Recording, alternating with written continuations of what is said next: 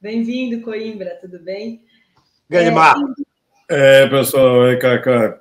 Tudo bem, querido? Tudo bem. Tem duas perguntinhas aqui para o Cacá. A Cris pergunta: Cacá, e o Valois punido novamente? Ele foi punido, o CNJ, né? Determinou a retirada das redes sociais dele do ar. Não sei se o Cacá está por dentro dessa. Eu estou, Cris, eu vou dizer uma coisa para você.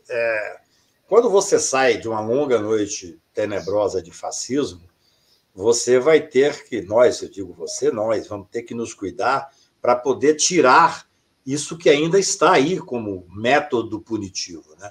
O que fizeram com o Valois é um absurdo completo, porque, na verdade, embora você tenha o Supremo Tribunal como garantidor, e o TSE e o Judiciário como garantidor da institucionalidade, já falei isso aqui várias vezes, escrevo sobre isso, quer dizer, um Estado que normalmente tem o Judiciário como conservador, patrimonialista e tudo mais, mas foi quem manteve a nossa institucionalidade, mas boa parte do Judiciário está impregnada daquele punitivismo, que é o que fizeram com o Valois, uma coisa completamente absurda. Então, assim, nós vamos ter muito trabalho, o Marcos Coimbra conhece disso mais do que ninguém.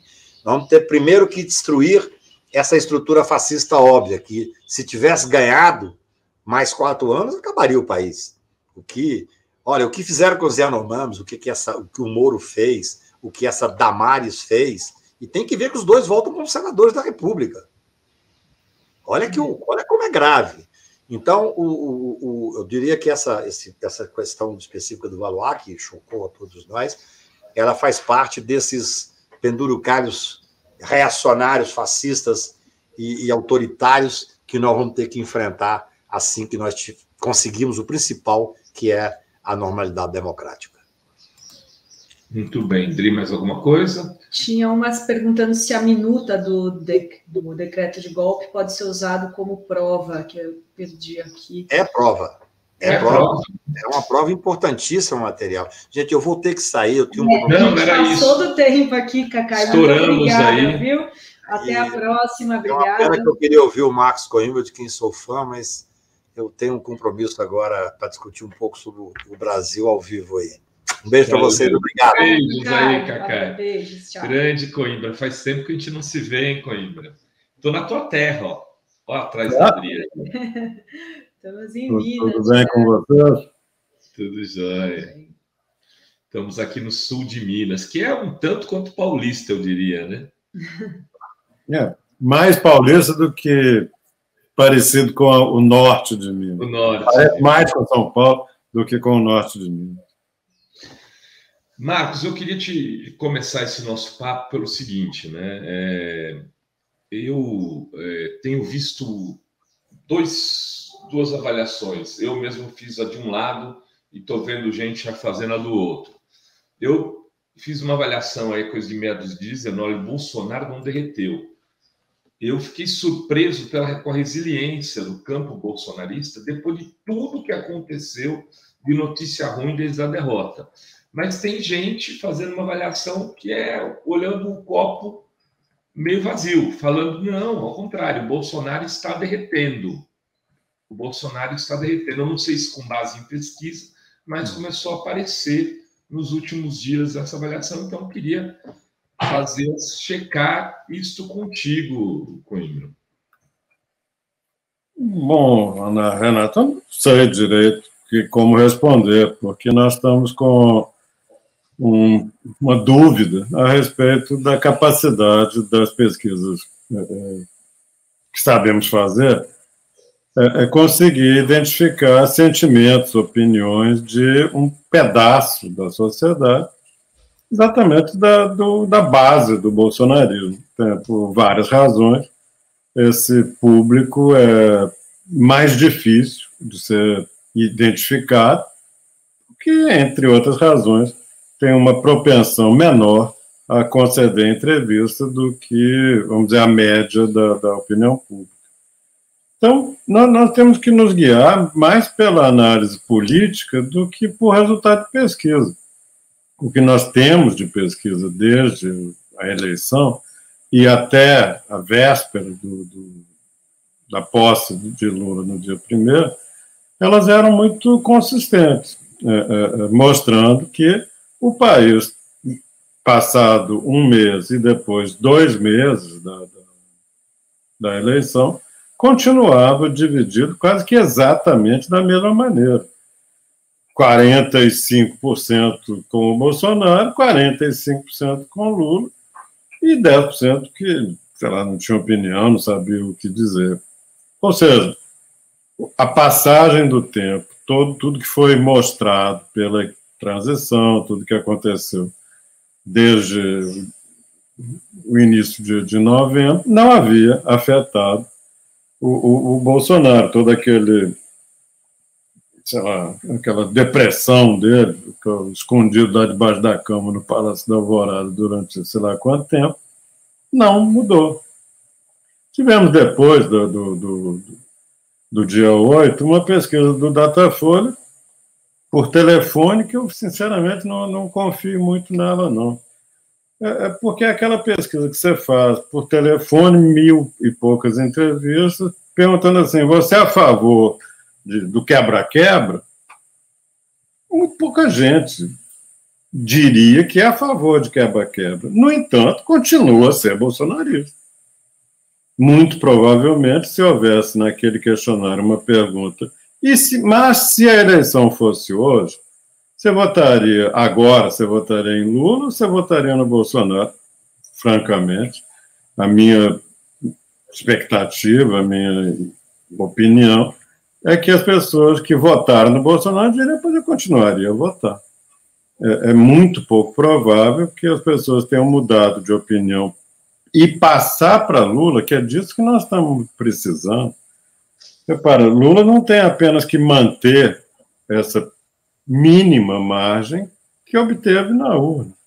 Ele precisa reconquistar o apoio de uma parte relevante da sociedade para que tenha um mínimo de tranquilidade, um mínimo de diálogo mais, sei lá, favorável, mais positivo com a opinião pública, e se prepare para ano que vem ter uma eleição que não é irrelevante. Nós vamos eleger os prefeitos de todos os municípios brasileiros, entre os quais São Paulo, Rio, Porto Alegre, Belo Horizonte, Curitiba.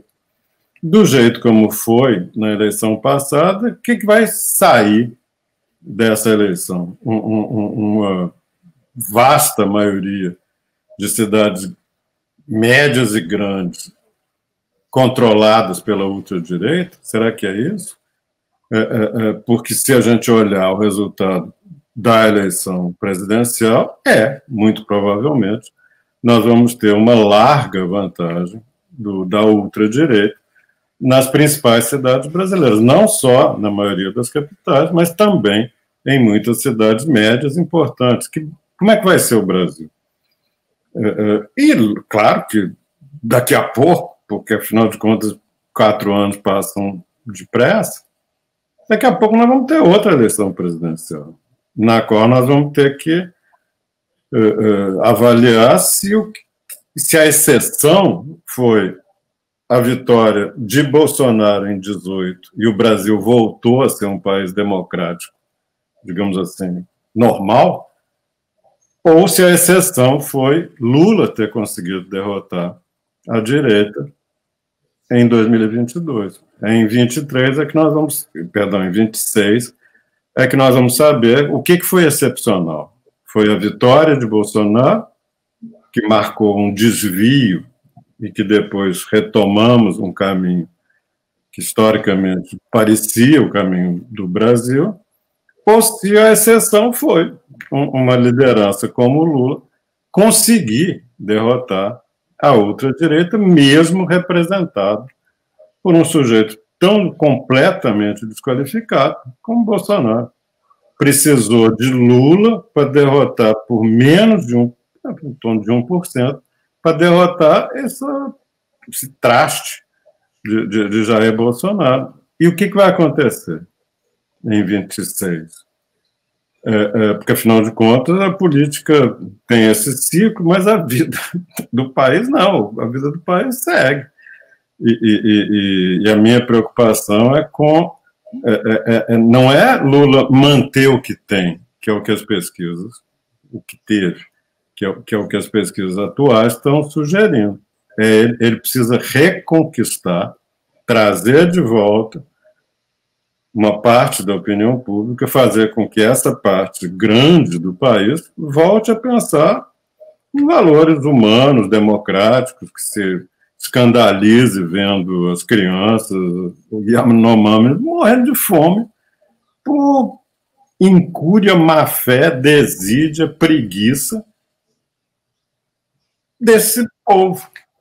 Quer dizer, dessa gente que quase prolonga por mais 4 anos o bolsonarismo. Bolsonarismo no sentido literal, o governo do senhor Jair Bolsonaro, porque não se trata exatamente disso apenas. O Bolsonaro pode, sei lá, desmilinguir, e até acho que provavelmente irá desmilinguir, sem que isso afete essa maioria de uma direita militante, agressiva, indiferente aos outros, que hoje se expressa no bolsonarismo, mas pode se expressar no, sei lá o quê, como é que vai se chamar, qual vai ser a identidade disso depois do Bolsonaro. Então a gente corre o risco de acontecer com a gente o mesmo que está acontecendo nos Estados Unidos, né? Exatamente. Perto da eleição americana, o Trump, na eleição de meio termo lá, que é a congressual, até as pesquisas indicavam que ele poderia ter resultados melhores. Os democratas salvaram o Senado, mas perderam a Câmara. Ali, né, no voto da vice. Então, e ele surge praticamente como favorito no processo eleitoral americano, né? Com todos os absurdos que o Trump fez, incluindo o Capitólio. É dizer, esse tipo de liderança populista, de extrema-direita, e com um discurso calcado aos valores morais, parece ter uma força para além da lógica, né, Cunha? Essa que é a grande lição amarga que todos os democratas tiramos da eleição do ano passado no Brasil, como os americanos tiraram da primeira eleição do Trump e, de novo, com a performance dele, que perdeu por um fio de cabelo os principais estados tradicionalmente democratas, com uma tendência a votar de maneira progressista. Eu tenho olhado o que está acontecendo com esse cidadão, um deputado de Nova York, brasileiro, que é de origem brasileira, que é assim o fim da picada em matéria de picareta, mentiroso, inventou que estudou não sei o que, é mentira, inventou que trabalhou no Goldman Sachs, é mentira, e inventou um monte de coisa. Esse cara ganhou porque teve o apoio do Trump contra um candidato do Partido Democrata tradicional. E, olha, nós estamos falando de Nova York. Nós não estamos falando de um distrito rural lá no Alabama ou no Texas. Nós estamos falando do coração moderno americano. A cidade de Nova York elegeu essa figura lastimável desse migrante de origem brasileira, que é picareta de marca maior.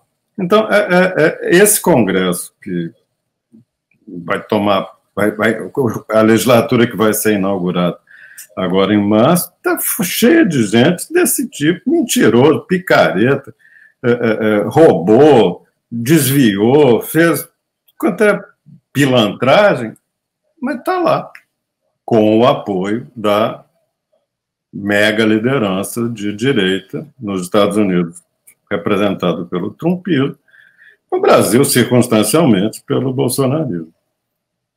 E é inacreditável, né? Porque mesmo com todas essas imagens dos Yanomamis, as pessoas ainda continuam defendendo, né? Parte aí, eles justificam, né, ali o absurdo, mas também não dá, né, não espanta, porque na pandemia, com tudo aquilo que o Bolsonaro fez, todas aquelas falas, eles continuaram ainda apoiando o Bolsonaro. Isso não, então, pelo que você está dizendo, não tem fim, né? Eles vão continuar, mesmo com tudo que aconteça, defendendo essa liderança de extrema direita. E esse caso aí desse cidadão, desse deputado americano, ilustra como que essas correias de transmissão permanecem funcionando. O Trump está cada dia mais enrolado com as picaretagens dele de mentir que é um grande empresário, mentir que teve um lucro fabuloso nas empresas, tudo mentira. Assim, demonstrado da maneira mais clara. No entanto, o que você pode tirar disso? Que não só existe o fenômeno da personificação numa liderança desse tipo, mas como ela se mantém, ela se transmite. Daí o grande desafio que os democratas, os progressistas, as pessoas que pensam com valores humanos, têm pela frente. Nós temos que ajudar Lula e nos ajudar, porque senão essa roda vai passar por cima de nós, como está passando por cima, por exemplo, dos eleitores da cidade mais, sei lá, símbolo do mundo moderno, como Nova York. Está acontecendo lá e vai acontecer aqui. Por isso é que nós temos que... O desafio de Lula, e as pesquisas estão indicando que, pelo menos até agora, é evidente que não dá para falar de prazo, nós estamos com 20 dias do governo, e 20 dias extremamente confusos. Mas nós precisamos logo retomar a capacidade de expressar um modo de ser, sei lá, brasileiro, que nos devolva a um caminho de democracia, de valores humanos, de respeito ao outro, de não matar, não roubar, não destruir a natureza. Isso não vai ser fácil, porque o exemplo americano está nos mostrando que isso pode permanecer mesmo quando você tem opções político-eleitorais de último nível. Não sei dizer se esse cidadão lá, se esse tal do brasileiro-americano que a gente está discutindo, se ele é melhor ou pior que a tal da Damares. Será que é pior? Dificilmente, que esse astronauta, senador de São Paulo, e por aí vai. Coimbra, hoje saiu uma nota que o PT estaria discutindo aí uma pesquisa para avaliar a sua imagem e poder fazer um refit aí, talvez. Você está acompanhando isso? O que você acha? Você acha que é hora que os partidos de esquerda, de centro-esquerda, deveriam mesmo pensar nisso, talvez até para poder ajudar a combater a extrema-direita? Com certeza. Eu acho, eu não vou dizer no entanto, porque é claro que não são coisas excludentes. Eu acho, no entanto, que o que nós estamos precisando mesmo é de uma reflexão mais profunda a respeito de sistema político, de participação das pessoas, de democracia, de relações entre povo, cidadãos e governo. Não é estritamente de como é que eu estou. Sabe assim, a velha pergunta de pesquisa eleitoral, eu estou na frente ou estou atrás? Como se fosse isso que importasse. Hoje, não é isso que importa. Nós sabemos quase que perfeitamente o que são as coisas que todo mundo concorda. Você vai perguntar para as pessoas se é a favor de matar? Não. Se é a favor de quebrar as coisas? Não. Mas, dependendo do que a gente está falando, fazendo, você descobre que existe apoio para coisas que você achava que não tinham apoio, ou existe indiferença em relação às coisas que você não imaginava que houvesse. Eu acho que nós estamos precisando mais do que apenas fazer a velha e boa pesquisa de opinião. É preciso avançar na compreensão de como que está se organizando a sociedade nesta altura da trajetória de determinado país e do capitalismo de uma maneira geral. Que relação há entre esse mundo de indiferença em relação aos outros com essa bilionarização da economia? A única coisa que importa é você poder fazer uma foto bonita para botar na rede social, ou tem outros valores. Esse tipo de reflexão típica de ciência política, de sociologia, de teoria política, que nós precisamos fazer, mesmo que não traga resultados imediatos de números de popularidade ou reprovação. Nessa altura, nós já vimos que as pesquisas dirão que Lula tem apoio de metade e a ultradireita tem apoio de outra metade. Essa que é a realidade. Agora, como é que isso... O que a gente pode fazer? Eu acredito, sinceramente, que nós temos que dar um freio de arrumação nos modelos de compreensão, de entendimento, de avaliação e de, sei lá, capacidade de identificar como fazer para que nós consigamos sair desse mundo de polarização daqui e dali. Eu, neste momento, acho que pesquisa de opinião sozinha vai adiantar pouco. Eu acho que nós precisamos muito mais dessa reflexão, que é típica do meio acadêmico, das universidades, das pessoas que pensam a sociedade com muito mais do que medem as reações da sociedade. É muito mais compreender do que medir. De ajuda aos universitários. Ô Coimbra, qual é o peso da economia agora para o governo Lula? Porque se a economia estiver indo bem, ele vai poder sair dessa metade, né? Metade, porque até a última pesquisa é meio que isso, né? 51% aprova, tal, acho que o governo vai dar certo. O governo Lula não pode errar nessa área, isso é decisivo? Não, isso eu concordo totalmente com essa opinião. O governo tem que acertar. Lula sempre soube que ele tinha, mais do que em eleições anteriores, em que ele sabia que ele tinha a obrigação de acertar, sendo ele quem era, um candidato vindo do povo, com uma trajetória de vida tipicamente do povo brasileiro. Chegar no governo dava a ele um dever de acertar, que um filhinho de papai muitas vezes não precisava ter de forma tão aguda. Agora, piorou. A obrigação de acertar só aumentou. Agora, a nossa dúvida legítima numa hora dessas é saber se basta.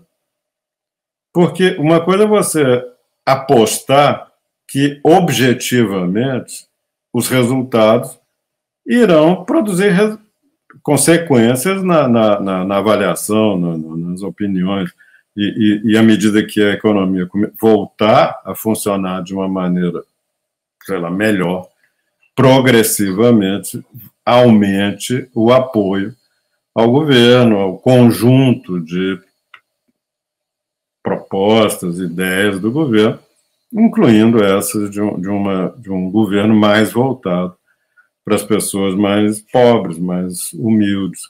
Então, agora, não é certo, porque é perfeitamente... Primeiro, tem uma dificuldade concreta de produzir efeitos tão nítidos que vençam essa barreira de desaprovação, descrença, rejeição que Lula tem frente a 50% do país. Esse foi o resultado da eleição, não foi? Lá 50%, 50, alguma coisa, 6,06, votaram nele. As outras pessoas não votaram. E para que elas se convençam que está tudo melhor, não só é preciso de um choque de realidade grande, como é preciso driblar todos os mecanismos que dificultam a percepção da realidade. Aconteceu com Bolsonaro isso. A pandemia, você queria uma coisa mais escandalosamente óbvia, no entanto, não fez com que as pessoas pensassem de novo se valia a pena ter um cara como ele no governo. Metade do país disse, pois eu quero de novo esse cara.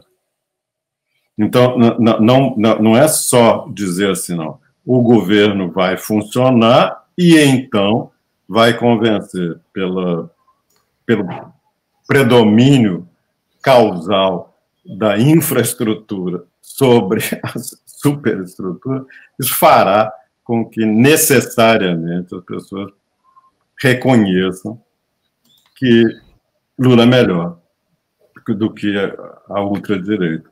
Pode ser que não seja suficiente. Não é apenas, Lula não tem apenas que acertar, ele tem que descobrir o modo de acertar que leve as pessoas a, sei lá, abrir mão, diminuir as resistências e o apoio a esse tipo de valor que, obviamente, não se coaduna com a democracia. Vocês têm perguntas do chat para o... Tem o Cláudio Alves. Marcos, o Vox Populi não poderia fazer uma pesquisa sobre como votaram os brasileiros para traçar um perfil dos eleitores de Lula e do Bolsonaro? Certamente, Cláudio, e acho que eu acho que é uma pena que não tenhamos feito imediatamente depois da eleição, como é padrão, como é normal, por exemplo, nos Estados Unidos, que tem as chamadas pesquisas pós-eleitorais, que naturalmente não são feitas com a mesma divulgação e com a mesma utilização pelos meios de comunicação, etc., ou não vira propaganda de banco, ou propaganda de... Nós tivemos esse ano aqui no Brasil, não sei quantas pesquisas para fazer propaganda de banco. Isso dificilmente os bancos vão se interessar para entender o que aconteceu. Quer saber de badalar para chamar atenção para a marca, para a empresa. Mas lá é normal, todo fim de eleição, e desde 1940 e pouco, que a Universidade de Michigan faz isso toda a eleição. Termina a eleição, tem questionários muito grandes, que são aplicados a uma amostra grande do país, e perguntando como é que foi a sua decisão, o que você valorizou, retoma o noticiário, identifica o que mais chamou a atenção de diferentes tipos de eleitor ao longo do processo. É uma pena que não tenhamos feito, mas ainda é tempo. E respondendo à instigação, sim, pretendemos fazer, e é possível que consigamos botar isso para funcionar num prazo razoável. Eu acho que isso hoje é mais importante do que saber qual que é a popularidade de Lula ou da direita, que a gente já sabe. Essa questão da tragédia dos Yanomamis, qual o apelo disso, na tua opinião, já tendo lido tantas pesquisas, porque até as imagens são tão fortes que elas explodiram para além da bolha natural daqueles que se preocupam com os povos indígenas, me pareceu. Não tem dúvida, Rubem. Eu acho e até, sinceramente, acho que deveria ter sido objeto de um tratamento mais profundo do que apenas a notícia no domingo, quando o presidente esteve lá em Roraima. Eu acho que era...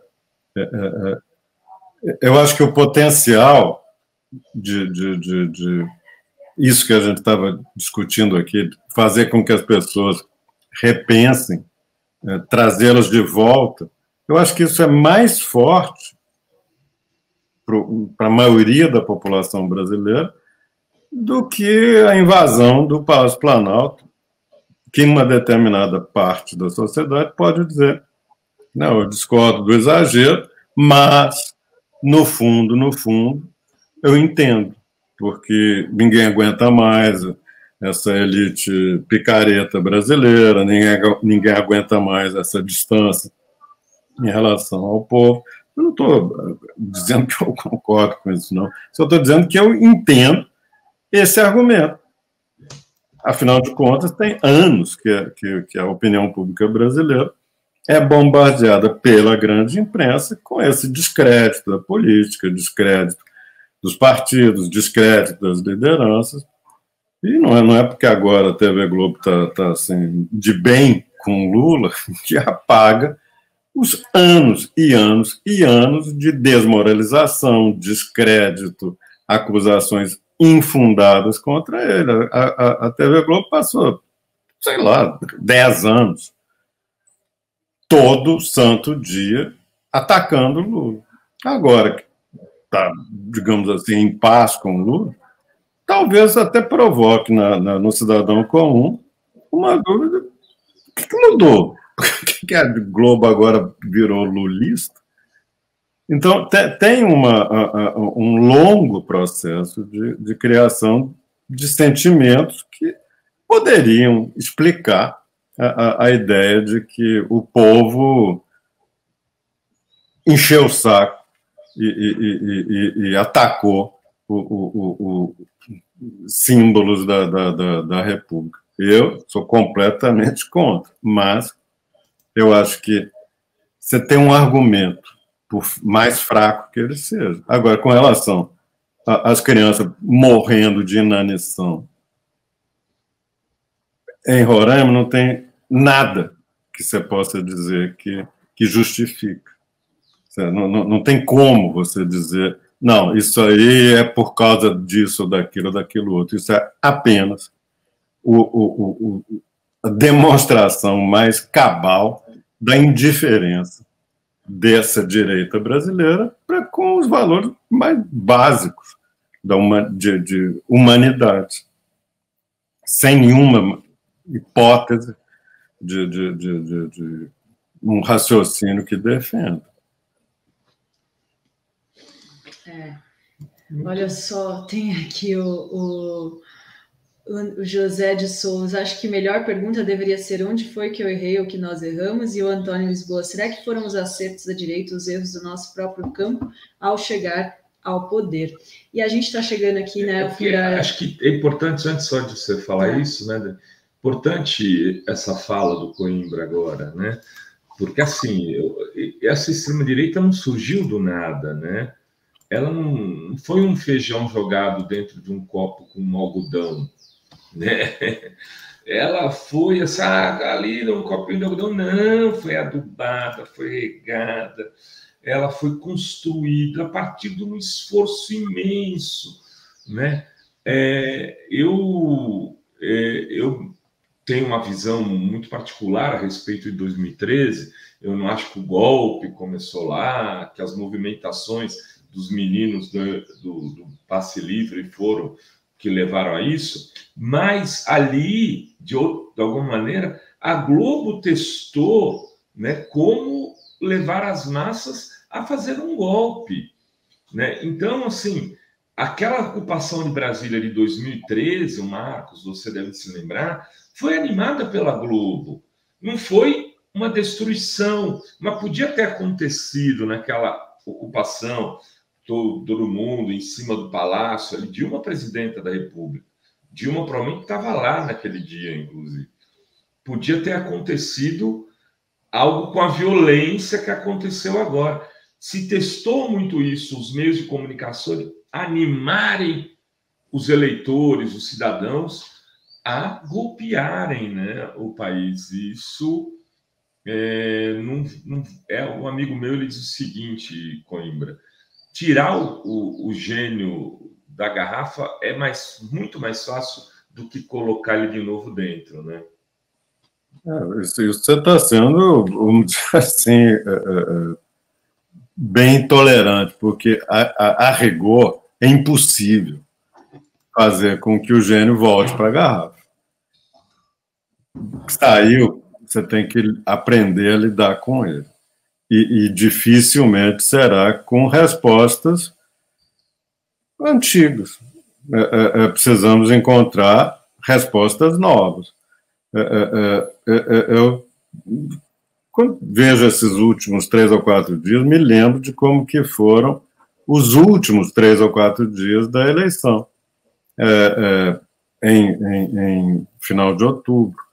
Quando ficou claro para Lula que as coisas estavam ficando muito complicadas na eleição, ele fez o que muito pouca gente faria naquela hora. Ele, ao contrário de ficar, sei lá, recolhido dentro de casa, lamentando e aonde foi que eu errei, ele arregaçou as mangas e saiu pelo país afora como um foguete, aos 76 anos de idade, fazendo eventos de manhã, de tarde e de noite. Pegava um avião em São Paulo às 7, 6 da manhã, chegava não sei aonde, fazia um evento, fazia uma carreata, um comício, voltava para o aeroporto, e assim, possivelmente, durante os últimos dias, tentando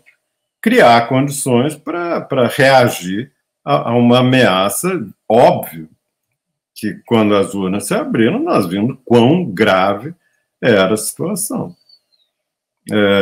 Agora, foi estranho, né? Domingo, sexta-feira e sábado ele estava em Brasília com as questões do golpe, tentativa de golpe.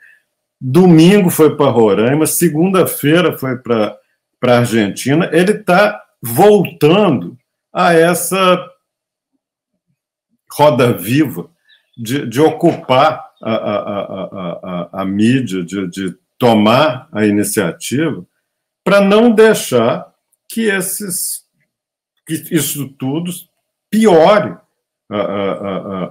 a situação que nós estamos vivendo. E ele, vamos tirar o chapéu, porque ele não é mais um garoto, mas está, quando ele dizia que ele tinha assim, a disposição de um rapaz para enfrentar as dificuldades que teria, era verdade. Ele está mostrando que tem, e eu acho que, neste momento, ele está chamando para si a responsabilidade. Eu não vou ficar em casa esperando esse jogo acontecer.